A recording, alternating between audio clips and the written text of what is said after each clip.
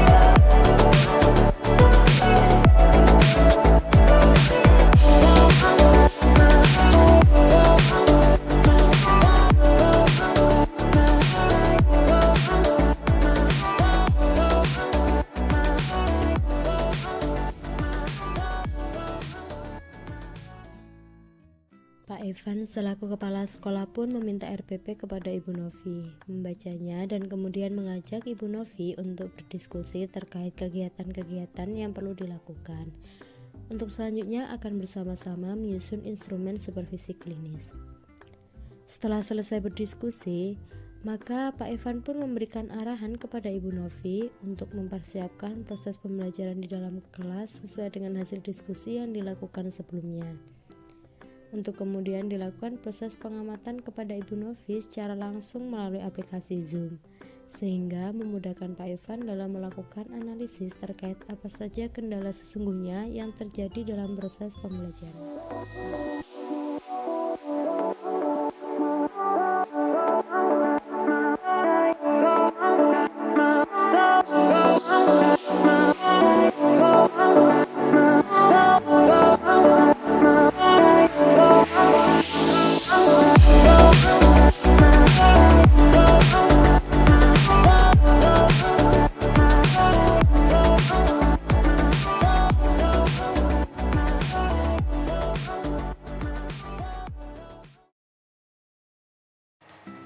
Pembelajaran mata pelajaran IPS di kelas 7B yang diampu oleh Bu Novi ini dilaksanakan seperti pembelajaran sebelumnya. Namun, setelah kemarin mendapatkan arahan dari Pak Evan, Bu Novi mencoba untuk menerapkannya di dalam kelas. Sebelum memulai pembelajaran, Ibu Novi memperkenalkan Pak Evan kepada peserta didiknya. Selamat pagi anak-anak. Bagaimana kabarnya hari ini?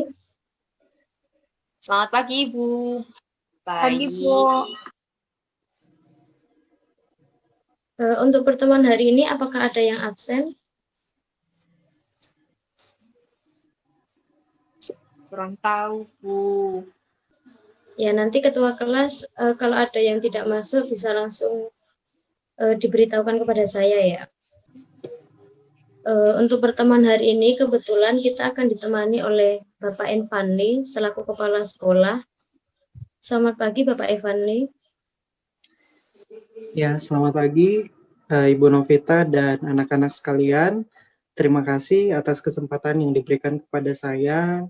Di sini saya hadir di dalam kelas hanya untuk mengamati proses pembelajaran. Jadi tidak usah tegang, tidak usah terganggu dengan kehadiran saya. Fokus saja terhadap proses pembelajarannya. Untuk waktu dan tempat selanjutnya saya persilakan kepada Ibu Novita. Baik, terima kasih Bapak Evanli.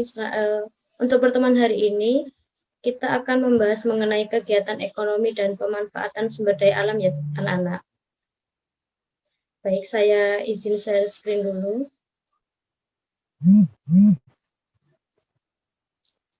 Apakah materinya sudah terlihat? Sudah, Ibu. Baik, untuk pertemuan hari ini yaitu mengenai kegiatan ekonomi dan pemanfaatan sumber daya alam. Kegiatan ekonomi adalah kegiatan yang dilakukan oleh individu atau kelompok untuk memperoleh barang atau jasa guna memenuhi kebutuhan hidupnya dengan saling mempertukarkan atau menukarkannya dengan mata uang.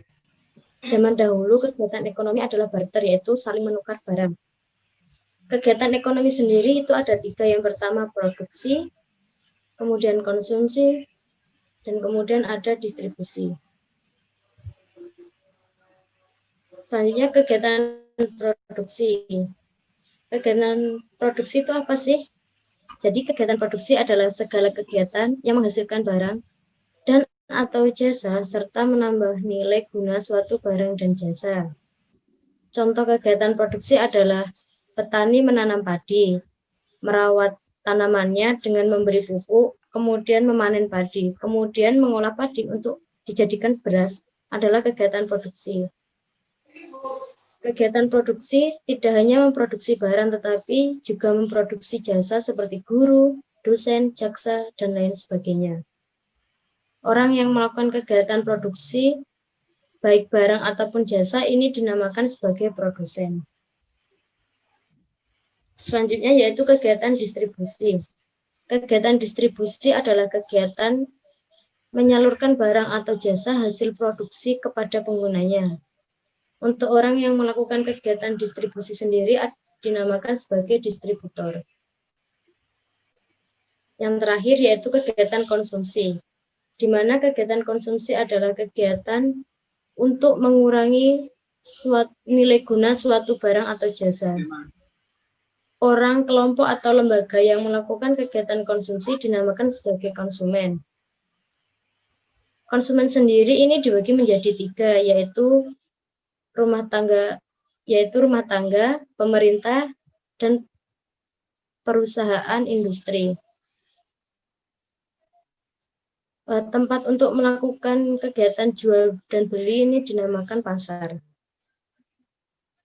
Selanjutnya adalah jenis-jenis usaha, di mana jenis usaha ini ada 4. Yang pertama usaha agraris, yaitu usaha yang bergerak dalam pengelolaan usaha tanah seperti pertanian, perkebunan, perikanan, kehutanan, dan lain-lain. Usaha ini berkaitan dengan keadaan alam seperti iklim, cuaca, keadaan tanah, air, dan lain sebagainya. Selanjutnya yaitu usaha ekstraktif, di mana usaha ini adalah mengolah dan mengelola panggilan, mengambil, mengumpulkan kekayaan dari alam yang sudah disediakan, seperti pertambangan, pembuatan garam, serta pembudidayaan rumput laut. Yang ketiga yaitu usaha industri. Usaha mengolah bahan mentah menjadi bahan siap untuk dikonsumsi. Dan yang terakhir yaitu usaha jasa, usaha yang berhubungan dengan kegiatan penunjang usaha-usaha di atas, yaitu usaha agraris, usaha ekstraktif, dan usaha industri, seperti jasa angkutan, jasa keuangan, dan lain sebagainya. Untuk materi hari ini cukup sampai di sini. Mungkin dari anak-anak ada yang ingin ditanyakan? Saya ingin bertanya, Bu. Ya, silakan, Ayu. Untuk kegiatan konsumsi tadi, kan disebutkan kalau tempatnya itu di pasar. Nah, apakah ada contoh lain selain, maksudnya kegiatan jual beli, tapi tadi masuk di slide-nya konsumsi.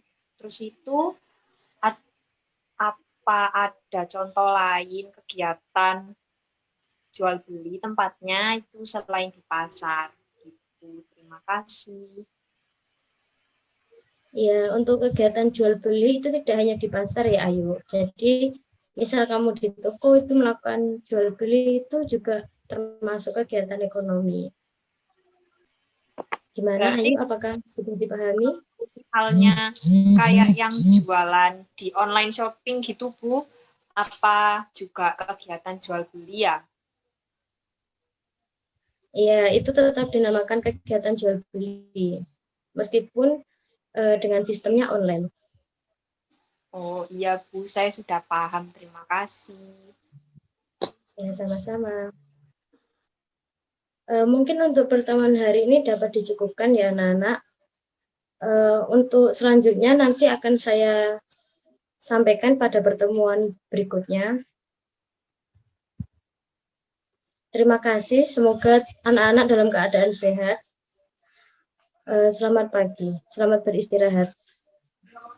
Selamat pagi. Pagi, Bu. Terima kasih. Pagi, Bu. Terima kasih. Terima kasih, Bu. Selanjutnya, pembelajaran dimulai dengan Ibu Novi menjelaskan materi dengan media PPT, yang mana di dalamnya masih ada beberapa slide dalam bentuk power text. Ibu Novi mencoba melakukan interaksi ringan dengan peserta didik, namun masih terlihat canggung. Pak Evan selaku supervisor mengamati proses pembelajaran yang dilakukan oleh Ibu Novi dengan seksama hingga waktu telah selesai. Kemudian setelah KBM selesai, Ibu Novi menghubungi Pak Evan untuk menanyakan mengenai kegiatan pembelajaran dan proses pengamatan yang telah dilakukan oleh Pak Evan. Selamat siang Pak Evan. Terima kasih atas waktu yang telah Bapak luangkan untuk mengamati proses pembelajaran di kelas saya, Pak. Ya, selamat siang juga Ibu. Saya juga berterima kasih atas proses pembelajarannya tadi, dan saya sudah selesai mengamati tadi proses pembelajarannya dan hasilnya mungkin akan saya susun terlebih dahulu, Bu. Dan untuk itu kita akan melanjutkannya ke tahap diskusi terkait solusi-solusi pemecahan masalahnya. Untuk itu apakah besok Ibu ada waktu supaya kita bisa berdiskusi?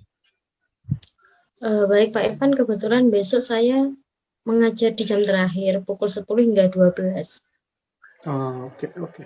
Kalau begitu besok siang ya Bu ya, saya hubungin kembali supaya untuk sekalian saya susun dulu, besok kita akan bahas bersama-sama diskusinya. Kita akan diskusi bersama-sama. Iya Pak Evan, baik. Saya ucapkan terima kasih ya Pak ya, atas bantuan yang telah Bapak berikan. Sama-sama Bu, terima kasih kembali. Selamat siang. Ya, selamat siang juga Pak Evan. Pak Evan kemudian mencoba menyusun hasil identifikasi yang dilakukan. Hal tersebut terkait kendala sesungguhnya yang dihadapi guru, mencari tahu kebutuhan guru, dan mencari tahu secara menyeluruh terkait hal-hal yang perlu dihilangkan maupun dilakukan Ibu Novi agar permasalahan kiranya dapat terselesai. Keesokan harinya, setelah meruningkan waktu untuk mendiskusikan hasil observasi melalui media WhatsApp, telah disepakati bahwa pembahasan terkait hasil pengamatan akan dilakukan pada siang hari setelah Ibu Novi selesai mengajar. Ya, selamat siang Ibu Novi, bagaimana kabarnya? Selamat siang Bapak Evan, Alhamdulillah baik kabarnya. Bapak Evan sendiri bagaimana kabarnya? Ya, baik. Saya lihat wajahnya sangat ceria hari ini. Iya Pak, saya sudah tidak sabar menunggu hasil dari pengamatan Bapak kemarin. Baik. Ya, di sini kemarin kan saya sudah melakukan pengamatan, kemudian hasilnya juga sudah saya susun, dan ini ada hasilnya, mungkin bisa kita diskusikan bersama. Ini saya share screen dulu. Iya Pak. Seperti itu, sebentar.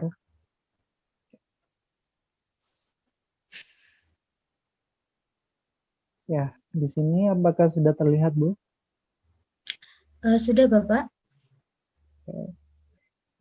Nah, jadi di situ ada beberapa catatan pengamatan dari hasil pengamatan saya ya, Bu ya. Nah, di sini mungkin kita bahas terlebih dahulu. Itu yang pertama, itu memang benar. Sebelumnya Ibu kan sudah menceritakan bahwa Ibu masih kurang bisa berinteraksi dan memang saya ketika lihat Ibu mengajar kemarin, memang masih kurang melakukan interaksi dengan murid-murid, kayak kurang melakukan tanya jawab seperti itu. Kemudian dari hal tersebut juga jadinya murid-murid itu ya mungkin ada yang tidak perhatikan kemarin ya ketika saya lihat ada yang sibuk sendiri, kemudian ada juga yang saya lihat tidak izin tapi langsung pergi seperti itu. Nah, kemudian yang kedua dari catatan saya ini berdasarkan pengamatan saya itu kayak penyampaian Ibu juga masih terlalu cepat Bu dan tergesa-gesa seperti itu. Jadi ketika Ibu menyampaikan apa yang ada di slide itu, Ibu cenderung masih memang tidak menjaga temponya. Jadi seakan-akan Ibu berbicara sendiri seperti itu. Berbicaranya dengan cepat pula. Nah, kemudian yang ketiga, itu mengacu pada tulisan yang ada di slide. Jadi memang benar Ibu menggunakan media pembelajaran berupa PowerPoint seperti itu. Tapi ketika Ibu mempresentasikan, menjelaskan menggunakan PowerPoint ini, Ibu malah jadi hanya mengacu pada tulisan saja seperti itu. Kemudian yang keempat, itu PPT-nya masih berbentuk power text Bu. Jadi memicu untuk Ibu sendiri hanya memperhatikan PowerPoint yang Ibu siapkan, tidak melihat anak-anak lainnya atau tidak fokus kepada anak-anak seperti itu. Mungkin ketika Ibu bisa sambil menjelaskan, sambil memberi contoh, itu mungkin ya bisa menarik perhatian dari anak-anak. Tapi kemarin saya masih melihat, mengamati Ibu hanya berfokus pada PPT. Pak Evan pun menjelaskan secara rinci kekurangan-kekurangan yang masih terdapat dalam diri Ibu Novi, dan kemudian mengajak Ibu Novi untuk bersama-sama merencanakan, melatih, dan mengembangkan kemampuan-kemampuan terkait aspek menjelaskan. Bu, jadi itu tadi ya sudah kita diskusikan. Terus di sini Iya. saya sudah menyiapkan saran. Yang pertama itu seperti Ibu bisa kayak melakukan kayak membangun interaksi itu dengan melakukan tanya jawab. Nah, tanya jawabnya ini seperti apa? Seperti biasa sih sebenarnya, mengacu pada pembelajaran atau materi yang Ibu ajarkan, namun pertanyaan tersebut Ibu masukkan atau selipkan pada slide seperti itu, pada slide yang ada. Jadi ketika Ibu menjelaskan, di pertengahannya Ibu sisipkan pertanyaan seperti itu. Ini supaya apa, Bu? Kalau dari saya sendiri pribadi, supaya menarik perhatian siswa tersebut.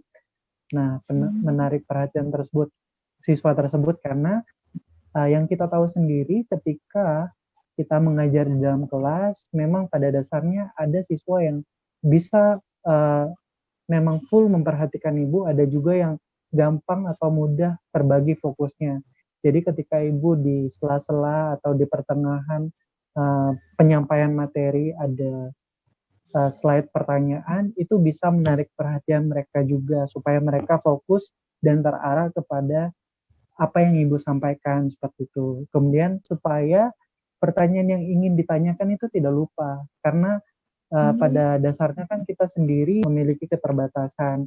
Kadang kalau kita sudah fokus terhadap penyampaian materi, kita kadang bisa lupa sama apa yang sudah kita siapkan, termasuk dengan pertanyaan-pertanyaan seperti itu. Kayak misalnya kita dari rumah sudah mempersiapkan pertanyaan A, B, C, D untuk siswa, tapi kita jelasin, kita cuman menjelaskan, tahu-taunya lupa. Nah, jadi kalau kita masukkan atau kita selipkan pertanyaan dalam slide, itu bisa mengurangi atau meminimalisir kelupaan terhadap pertanyaan-pertanyaan yang akan kita berikan kepada siswa seperti itu, Bu. Iya Pak, benar. Saya juga merasa hanya mengisi slide saya dengan materi, sehingga saya merasa juga hanya membaca materi dalam slide. Saya sependapat dengan Bapak. Mungkin untuk kedepannya saya akan mengisi slide saya untuk memodifikasi dengan memasukkan beberapa pertanyaan pada poin-poin tertentu untuk mudah diingat oleh siswa. Ya, Bu. Jadi memang benar sih seperti itu. Dan yang kedua ini juga saran saya itu berupa memberikan jawaban singkat pada slide berikutnya. Jadi dari pertanyaan tersebut, ketika mereka atau siswa-siswanya sudah menjawab, Ibu juga memberikan kesimpulan, konklusi atau jawabannya itu pada slide berikutnya. Itu baik berupa gambar atau teks, itu terserah Ibu, yang mengilustrasikan jawabannya itu seperti ini loh anak-anak. Supaya ini juga bisa Ibu lakukan dan Ibu terapkan supaya apa? Itu untuk mengurangi grogi kalau menurut saya. Karena ketika Ibu sudah menyiapkan jawabannya dan Ibu telah mempersiapkan penjelasannya seperti apa di rumah, dengan gambar itu pun Ibu ketika lupa sama kata-katanya, kata-kata yang ingin Ibu jelaskan terkait jawabannya, Ibu bisa menerangkan dari gambar itu saja, itu bisa membantu mengurangi grogi seperti itu.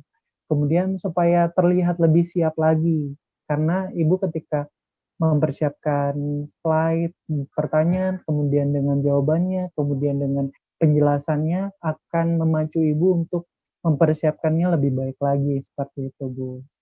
Dan poin yang terakhir yang penting untuk Ibu perhatikan ya sama seperti yang pengamatan tadi, itu kan Ibu masih sering tergesa-gesa atau terlalu cepat.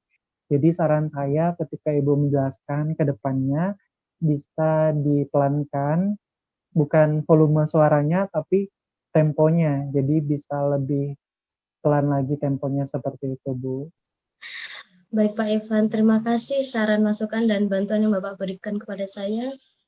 Dari sini saya semakin paham permasalahan yang saya hadapi dalam proses penyampaian materi saya di kelas. Semoga dengan kegiatan supervisi yang Bapak berikan kepada saya bisa menjadi lebih baik dalam menjelaskan materi di kelas untuk kedepannya. Amin. Amin.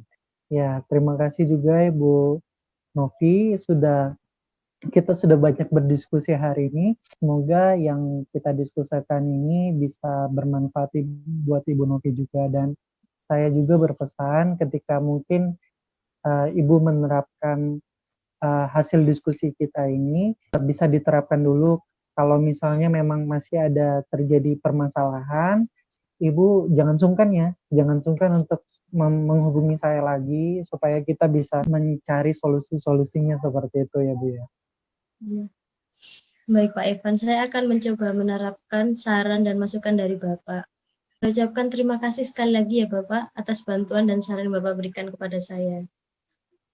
Baik Ibu, sama-sama.